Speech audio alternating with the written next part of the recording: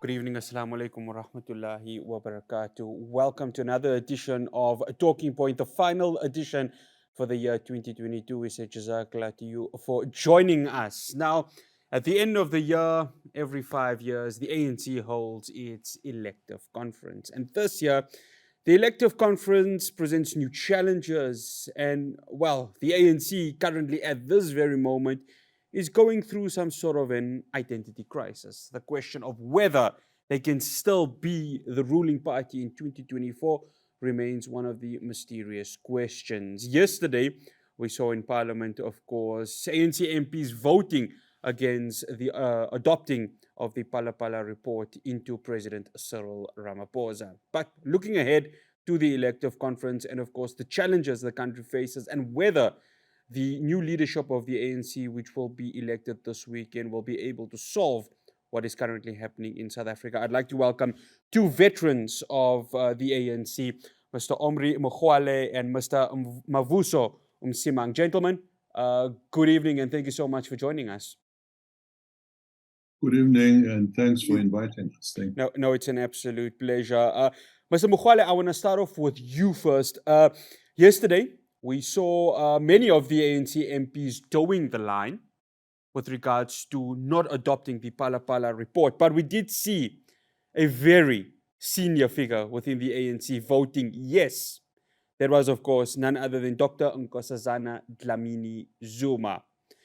Now, before, obviously, this debate had been tabled, there were talks that the ANC members need to toe the line, towing the line.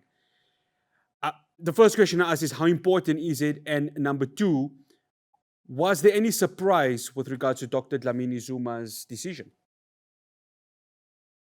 Yeah, first let me say thank you very much. I think towing the line is the correct thing for, according to our current parliamentary laws, because the current parliamentary electoral laws in South Africa, you are deployed by the party at parliament. You are deployed by the party. You are not elected by constituents to parliament. So whatever the party headquarters tells you to do, you are supposed to follow those instructions. So as to whether Dr. Nkosazana Dlamini Zuma, what he did yesterday, of course it was disappointing because she's expected to be a disciplined member of the ANC. She's expected to lead by example, following the party line, rather than defying the party headquarters. So it was not expected that she should defy the party headquarters. It's unfortunate that the factional battles inside the ANC have been spilled to parliament. I will leave it for there now. Mr. Msimang, is it a case of factionalism being spilled into parliament? Well, there's no doubt about the fact that the people who voted for the proceeding with the impeachment are organized in opposition to President Cyril Ramaphosa. I agree with Omry when he says that people take instructions because they are deployed to parliament by the party. So in that sense, perhaps they had to do that. But it's a bit of a complex situation to me. You know, I recall some time back when I can't remember the aspect of a law, the adoption of a law on abortion. There were people who felt very strongly that they could not, from a religious point of view, they could not take that position. I think at the time the advice was that rather than oppose the line of the party that has sent them to parliament, they should absent themselves and not be seen to opposing it. So it was some kind of compromise in that respect. The issue of conscience, of course, is always a complex one.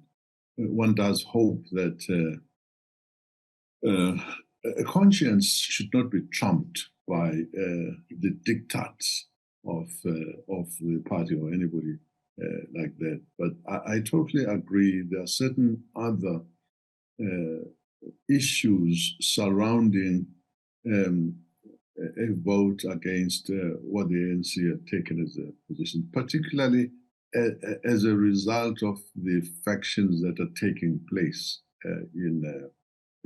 within the party.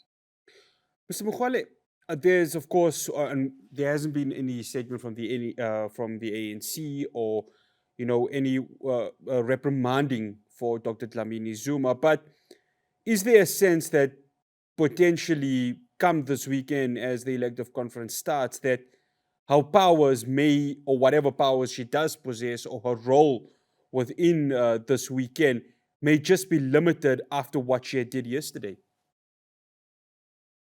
What happened is that the chairman of the ANC, Gwet Mantashe, did issue out a statement yesterday that the ANC procedures for defiance of the party will be followed.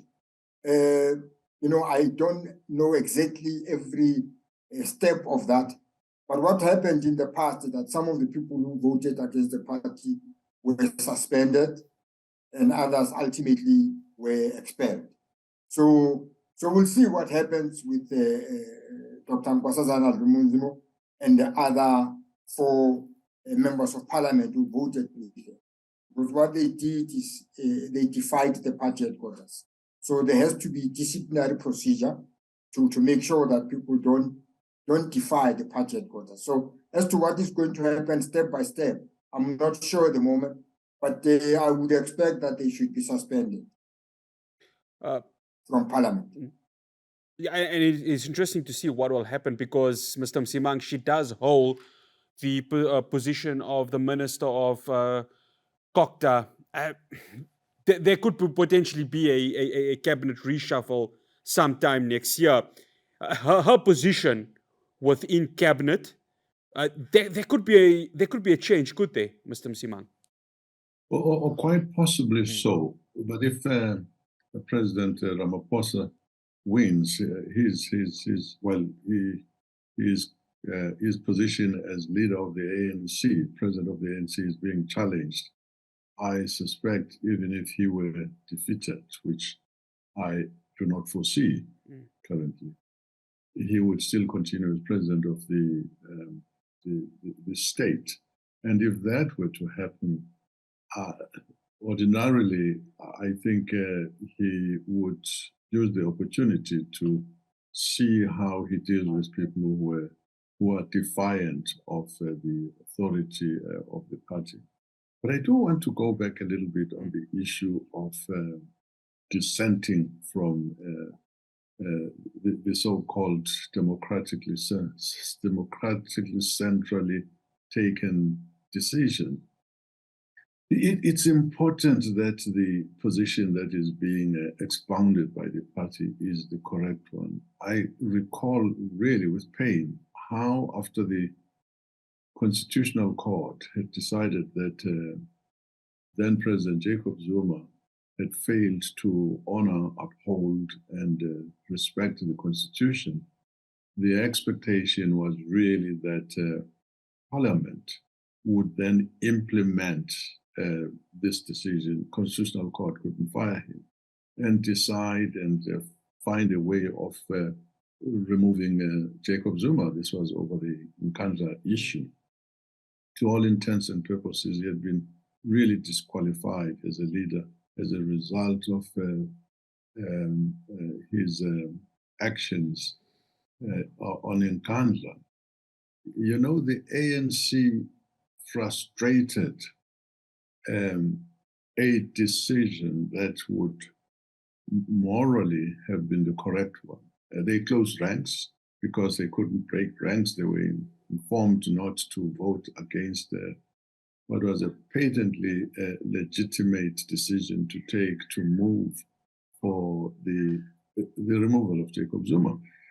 I think what people do in a practical sense would be to anticipate this so that you don't get to a position where you will be forced to defy the order of the organization. Jacob Zuma could have been recalled by the senior people if people were really so rigid about taking orders from above.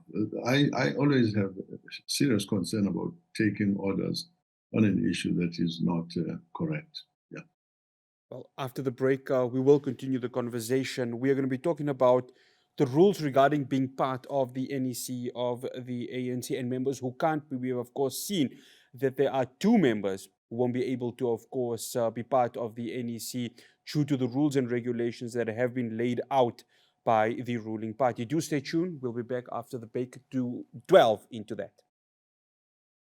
Welcome back to Talking Point. I'm in discussion with two ANC veterans, Mr. Mavuso Msimang and Mr. Omry Makgoale, looking ahead to the elective conference, but of course, just breaking down what could potentially happen this weekend at Nasrec. Mr. Makgoale, I want to come to you because, of course, we have seen two members of the ANC, Ms. Batabile Dlamini and Mr. Tony Yengeni, of course, being not allowed to contest for the ANC. Now, as an experienced ANC veteran like yourself and Mr. Msimang, just to maybe break down how the rules and regulations work with regards to those who can be expelled due to certain criminal records or something that has not adhered to the constitution of the ANC.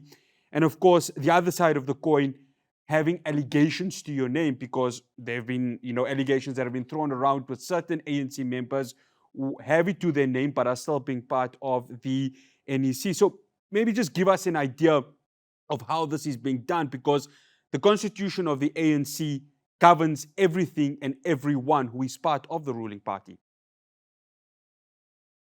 Yes, I think the main issue in this case for both comrades is that they were arrested, they were charged.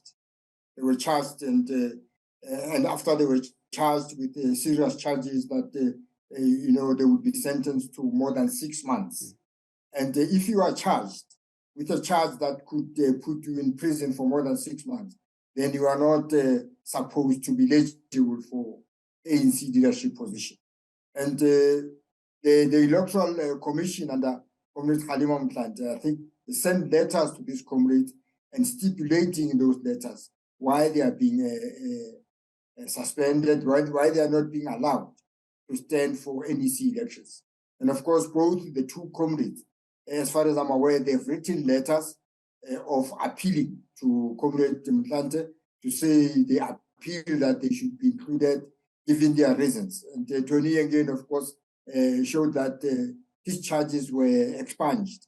And Batabile, gave her own reasons why she thinks that she should not be allowed to, she should not be removed from the list candidates to be the NEC. So basically, it's the charges. Once you are charged, and with charges that would normally lead you to more than 6 months in prison, under the present rule, you are not supposed to be a candidate for leadership of the ANC. So I'll leave it here at the moment.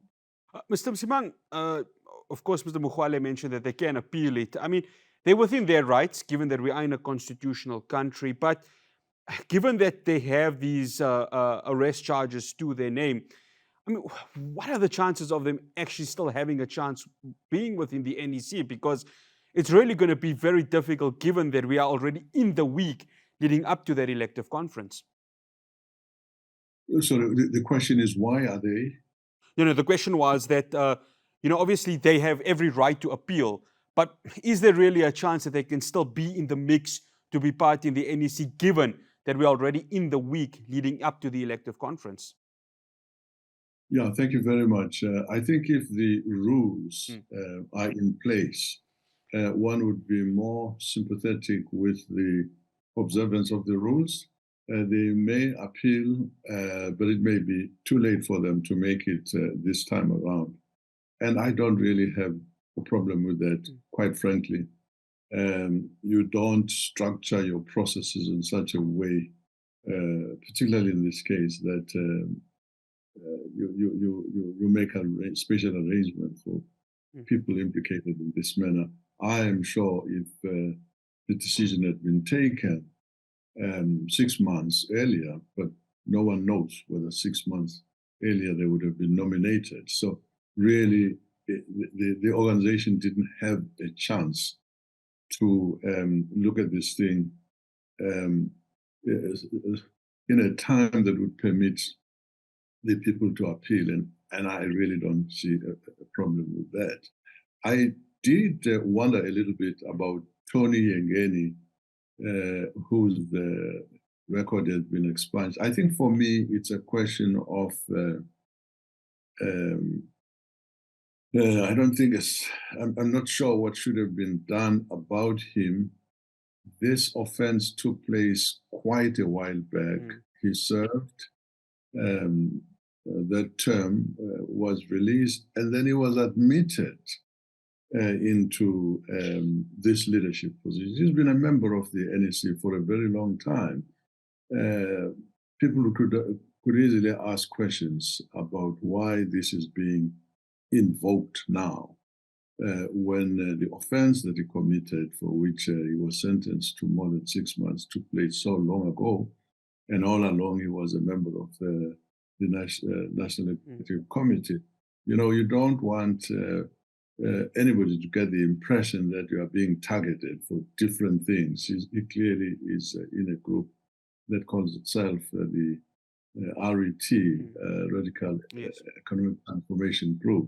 So I get uncomfortable. I don't want anybody to think that this is the easy way to smother that group. You don't want to use laws like that. But yeah, but Tabile, absolutely, this is okay, and that's as it should be. Mr. Msimang, you mentioned RET, and we saw this week the expulsion of somebody who was, of course, part of the MKMVA, Mr. Carl Niehaus. Now, I know he cuts a divisive figure, and he's loved by, obviously, the one faction of the ANC and loathed in the other faction of the ANC. Now, both you and Mr. Makgoale being veterans, and he himself, you know, serving the ANC for quite some time, was it fair what happened to him? Was his expulsion from the ANC the right thing to do? Because he has publicly come out and defied President Cyril Ramaphosa. Niehaus's expulsion has come a little too late. It should have happened a long time ago. He has behaved over the years in a manner that was so totally defiant, so totally against the policies, the principles, everything of the African National Congress. I happen to have been involved as one of the elders in an effort to bring the two MK organizations, Umkhonto weSizwe Military Veterans Association, and there was another one called MK National Council. There was an effort made, directed from the National Executive Council Committee, to unite these two organizations, because quite frankly, it was quite an embarrassment. It was a disgrace to the name of Umkhonto weSizwe that you had to have the type of people in the faction where Niehaus belonged to were just completely out of kilter with the objectives of Umkhonto weSizwe. So we got everybody talking, and there was an agreement that they would come together to constitute what's now come to be known as Umkhonto weSizwe Liberation War Veterans. You had Carl Niehaus making statements after an agreement had been made by the two factions who agreed to work together, and he goes to the public, to the media, to go right up against the grain of what had been agreed. And the statements that he made in Nkandla, which are cited in the expulsion, were absolutely unacceptable. There is no way a person who behaves like that should be kept in the organization. This is the correct decision. Mr. Makgoale, your take on this? Yes, I think I've seen the letter that was sent to him for his expulsion, and the comrades that have written that everything that they've put there is really against the values of ANC. What he did, the actions he did at Nkandla, at Escort prison, everywhere, has not been good for the ANC and has been against the ANC, openly defiant, and bringing the ANC into disrepute. So I think it's correct to expel him. And as Comrade Mavuso says, in fact, it's long overdue. He should have been expelled some time ago before he does this harm and this damage to the organization. I think it's correct to expel him. He doesn't deserve to be an ANC member. Well, after the break, we talk elective conference, we talk the candidates, we talk what will happen come the start of next week. Who will be the new president of the African National Congress? Does President Cyril Ramaphosa serve for a second term, or will there be a surprise from his contender, Dr. Zweli Mkhize? Stay tuned. After the break, we continue the conversation with Mr. Makgoale and Mr. Msimang. Welcome back to Talking Point. My name is Faraz Patel. We are looking ahead to the ANC elective conference happening this weekend. Now, the branch nominations have been made, and the two candidates for the presidency is, of course, President Cyril Ramaphosa, the current sitting president of the ANC in the country, and the former health minister, Dr. Zweli Mkhize. Now, both of them have allegations of scandals hanging over their head. The one, of course, President Ramaphosa on the Pala scandal, and the other one with Digital Vibes.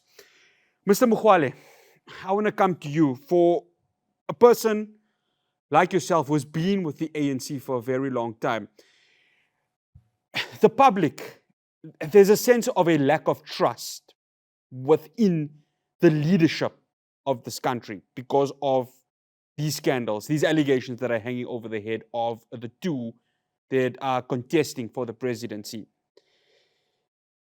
Is this the best leadership that the ANC can give us right now? I think at the moment, because of the internal electoral laws inside the ANC, because of the conference format for electing leaders, this is what the branches have, brought forward.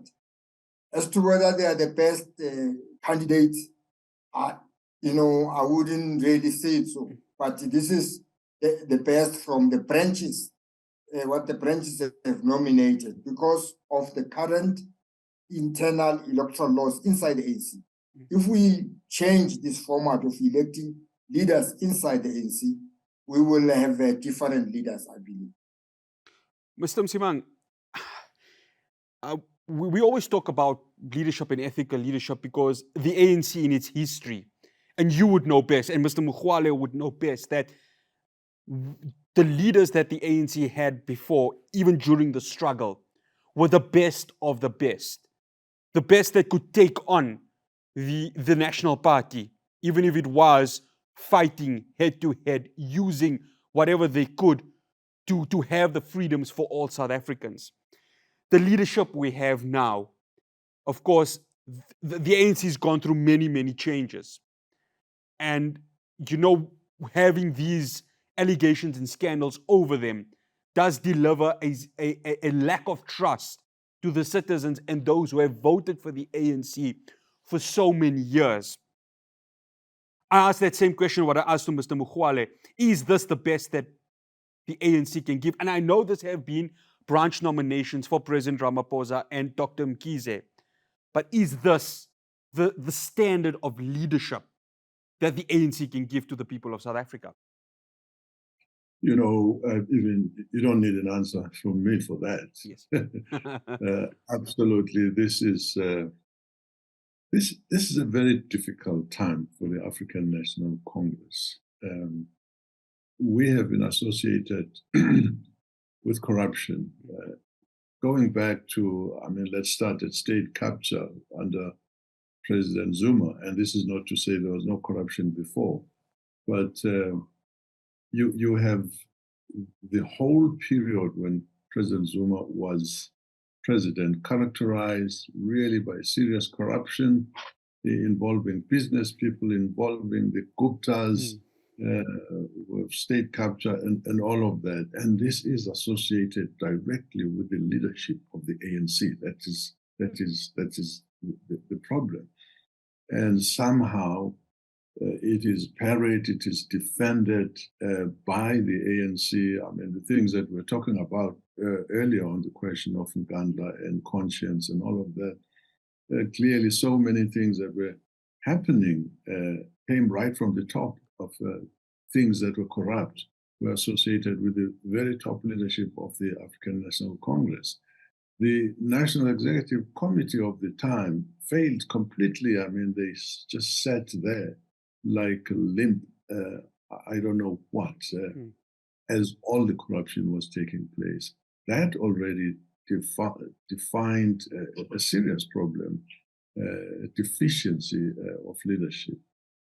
And we can go on and on about this, and also talk about why it is that Zuma, to start off with, went as far as it did, and it was not really challenged strongly from within.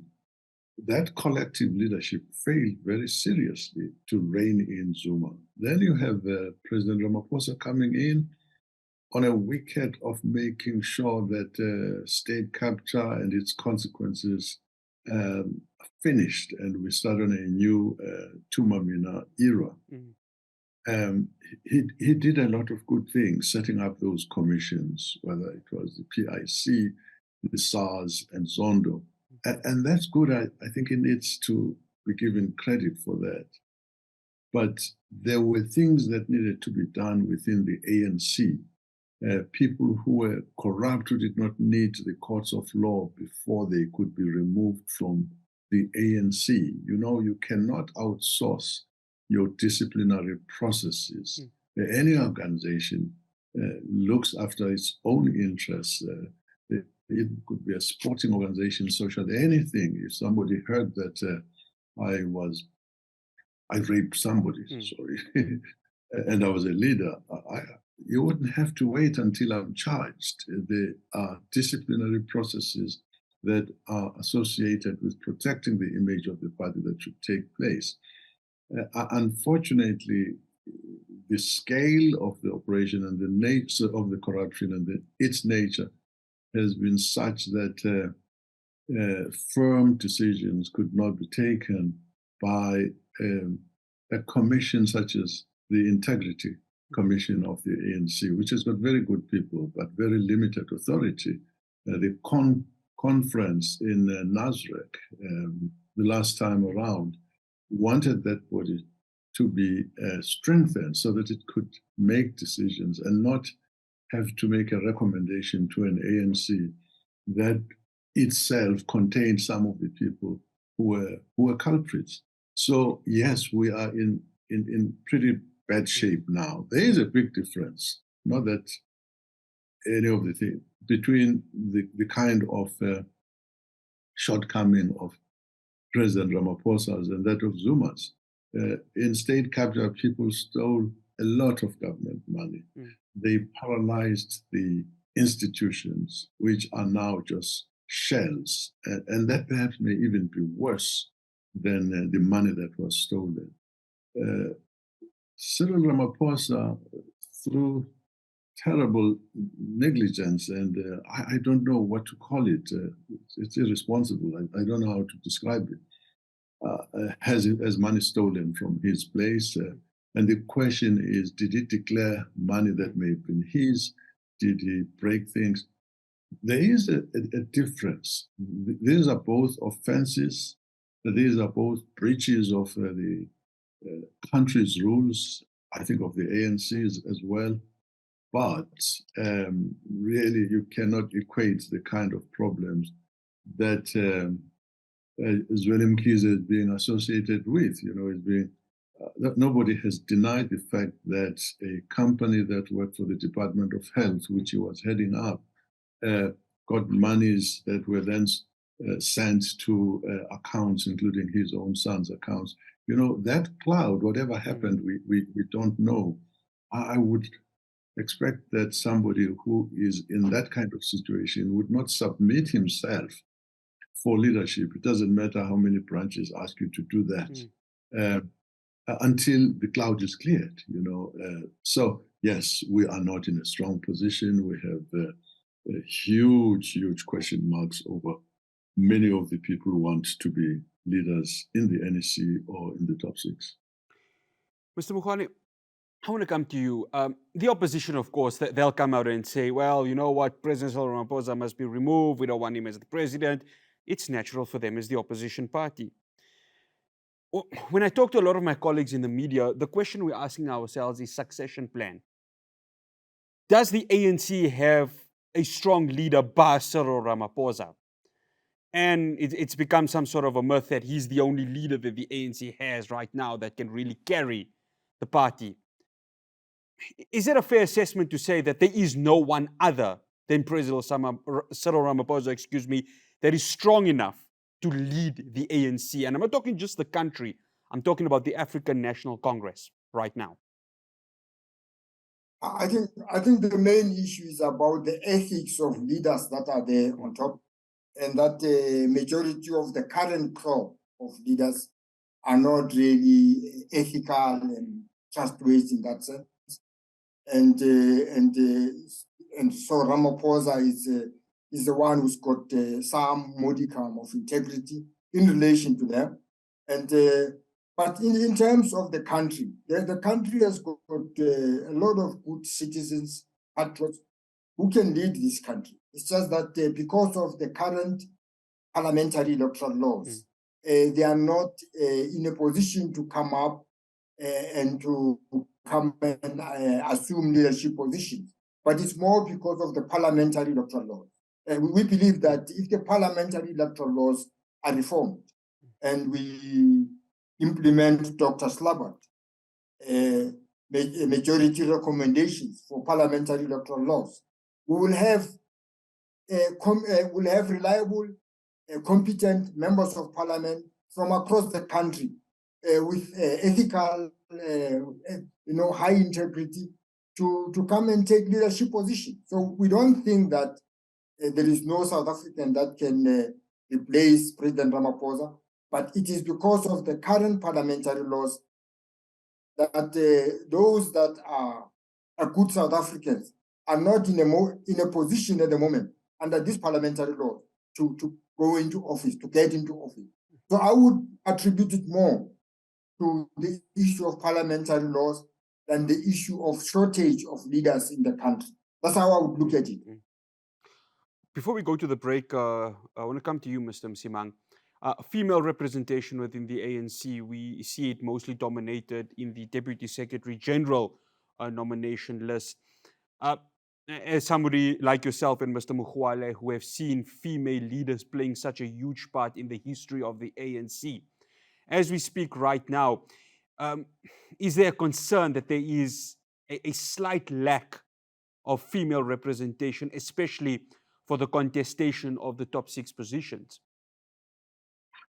Yes, we actually have fallen back. The ANC really could take pride in having led all other political parties on issues of gender equity.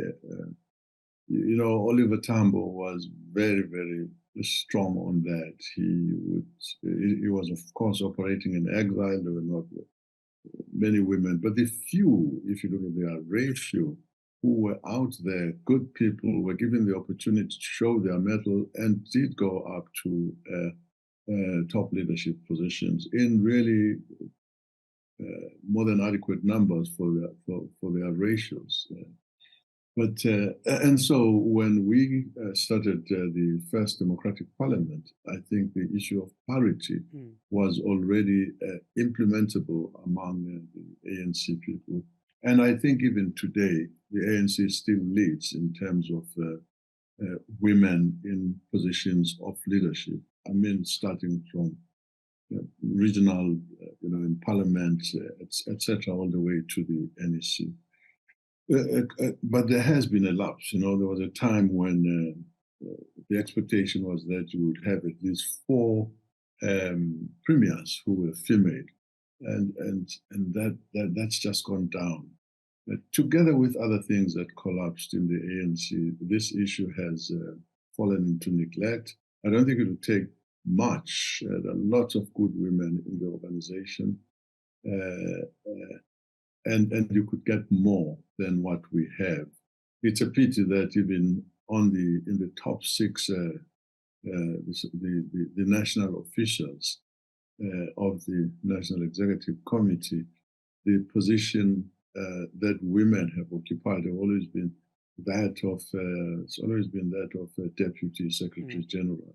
I have no doubt that you've got women of a caliber that would do as well, and if not better than many of the men we have. Well, after the break, we will wrap up the conversation looking ahead to the elective conference. The topic is, how important is this one now for the ANC, given all of the challenges that really present itself for our country? Do stay tuned. Welcome back to Talking Point. We're wrapping up our conversation with two ANC veterans, Mr. Omry Makgoale and Mr. Mavuso Msimang. Mr. Makgoale, I want to come to you. So we currently sit on stage 5, load shedding, and I don't know whether I must cry, laugh, or even be angry, and I'm sure that's how both you gentlemen and the rest of South Africa feel right now. We have state-owned enterprises that are all over the show. We have crime rates soaring. We have gender-based violence where our women cannot feel safe during the evenings. With all these challenges that the country has, is the current ruling party, as we speak, still able to deal with what is happening now? And I want to talk about load shedding specifically and the state of Eskom, because what happens with Eskom affects so much within our country. Yes, I think the problem of load shedding is very serious for the country because it affects the economy. You can't run the economy without electricity, and so jobs, businesses can't function without electricity. So the issue of Eskom and state-owned enterprises is a very serious problem for the country. Now, in South Africa, the people who used to run Eskom efficiently, competently, are still around. The only thing is most of them have been removed by supposed cadre deployment. They were removed and discarded out of Eskom. So the people who have been put in place in Eskom were people who really did not come in with a mission to keep the competence, but more to loot and to destroy the Eskom. As you know, Eskom is bankrupt, Transnet bankrupt, all these institutions are bankrupt because the money that was there, investment that was there in these institutions, that money has been ripped off by various leaders, deployed by the ANC, unfortunately, the ministers and the board members deployed by the ANC. This has been the unfortunate part. But the people who can run Eskom are still around in South Africa because they were run by South Africans, who are still alive, most of them. So it's just a question that does the current leadership has the will to actually bring back people who used to run Eskom and to clean up? And that is the issue. Can they clean up? Can they remove people who are looting Eskom, looting Transnet, looting TNL, looting PetroSA?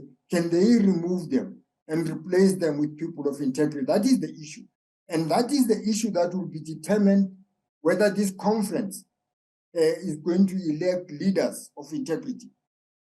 And if this conference will not elect leaders of integrity, then Eskom won't be safe, Transnet won't be safe, TNL won't be safe, PRASA won't be safe. So that is the issue, and it's very painful. But we do have people in the country who can restore them. It's just, it depends on who will be elected in this leadership now at this conference, whether these people who will be elected will be conscious enough, will make sure that these institutions are maintained properly, or they are going to continue with the looting. So, and that is where I think the conference is important. They have to elect leaders of integrity. If they fail to elect leaders of integrity, it is true, we cannot rescue or save this country. Thank you. Mr. Msimang, I want to come to you, and there's an important point that Mr. Makgoale brought up, cadre deployment, because yes, there's brilliant minds in South Africa, and we are blessed to have those minds, but if they're not going to be deployed in the right positions, then what's the point? Yesterday, and as we still sit on one of the worst load shedding, if not the worst load shedding eras of our time. I saw two men who are responsible for the portfolio of course, leading ESCOM. One, Mr. Gwere Mantashe, who's, of course, the Mineral Resources and Energy Minister, and the other, the Public Enterprises Minister, Mr. Praveen Gordhan. And I saw them yesterday in Parliament, and I got a bit irritated. I got a bit angry because I asked myself, where are you to go ahead and address the people of South Africa to reassure them that there's a way that government's trying to find to end what is really a disaster for South Africa? Ethical leadership. There's just been a sound of silence from them with regards to what's going on. Yeah, I must admit to not being really comfortable discussing the complex problems that are confronting ESCOM, and of course really paralyzing the nation, the economy, private lives, etc., etc. Suffice to say, though, that there was a strategic mistake that was made quite early, and former President Mbeki admitted to have not listened. His cabinet didn't listen to the ESCOM leadership of the time, who wanted to capitalize the business and bring up generators that were old that needed to be changed and all of that and so on. Because I think the thinking at the time was that ESCOM might need to be given to the private sector to run. Mbeki made a public confession, I think, that's the mistake they made. So from then on, of course, they never quite recovered because the equipment was collapsing and etc. But what Omry talks about also is true, that the lack of discipline, the lack of appropriate appointment of people with skills and so on, has to some extent been a factor. Mind you, up to more recent times, the leaders, the people who led ESCOM, Rocha, Kabash, and so on, did a really, really good job. So a lot of the problems I would really think have to do with not looking after the equipment and getting. We started out, by the way, with ESCOM servicing a small, essentially, population of white people. As the population increased and more people came into the economy, there was no expansion of the service to cater for this increased group of people. You talk about Gwere Mantashe and Praveen Gordhan. What for me is very unsettling is to see two people who seem to be at war with one another, so one makes a particular statement that seems to undermine the other. So a lack of discipline, the deployment. By the way, I want to talk a little bit very quickly about the cadre deployment. It's because it's not being done properly. I tell you, China and the United States both select the best of their people who understand politically where the party in the United States and the Chinese Communist Party in China, where they want to go. They must have competence. That's the starting point. But they must also have the commitment to do more than maybe what a professional would do. And I think the cadre deployment has really got a very bad name because it has been comprehensively abused by the African National Congress. The principle itself, I dare say, it is not wrong as long as this thing is handled for specific areas which are strategically important for the development of the country and for the policies of the organization. You want your best people to be out there to do these things. But of course, if you mess up and start doing the kinds of things that we see here, then you'll get the kinds of problems that we have. We are really in a very serious position now. I think if I had the right thing to do would be to suspend this deployment right now until things are sorted out. And it's terrible to have to think that if you're not ANC and you're a competent, qualified citizen, you have no chance because the first chance opportunity must be given to an ANC person. That's not how these things are supposed to work. You don't compete against the best people you have in the country simply because you belong to an organization. And this is how some of these people are doing these things now. Not because they see the best in the people they deploy. I think because this corruption has got, the worm of corruption has got into our body politic. Gentlemen, we've got just 4 minutes, and I want to give each of you 2 minutes each to have your closing remarks. Public perception and the ANC. The ANC that came into power in 1994 has a different perception to the one that heads into 2024. I'm going to start off with you first, Mr. Msimang, and then Mr. Makgoale.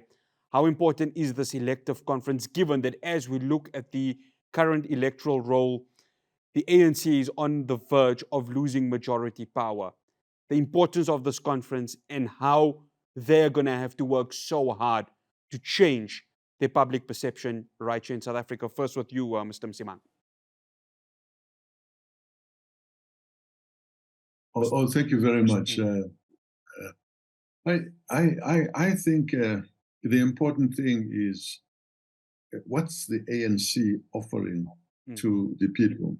Right now, I'm worried, just as many South Africans are, about the leaders we are going to choose. We started our conversations by saying that we are not having the best people putting their foot forward to say we want to lead the ANC and hopefully the country beyond 2024, etc. There is a real danger. Also say there is a real possibility that the ANC will not achieve the majority, sufficient votes to be a majority party, and that doesn't need to go into coalition with others. Mr. Makgoale, okay. I don't. Yeah. No, carry on, Mr. Msimang. Yeah. Sorry. The time is very limited. I'm sorry. I'm just saying. I don't think it's good to have the ANC for the sake of it being the ANC. It must have good people there. And also, I want to say that people must be very careful about what they wish for when they think, it's going to be a good thing because we'll have coalitions. What we've seen about coalitions right now, it's not. It requires maturity to go into a coalition, and we will really have to work hard to achieve that. Mr. Makgoale, final word from you.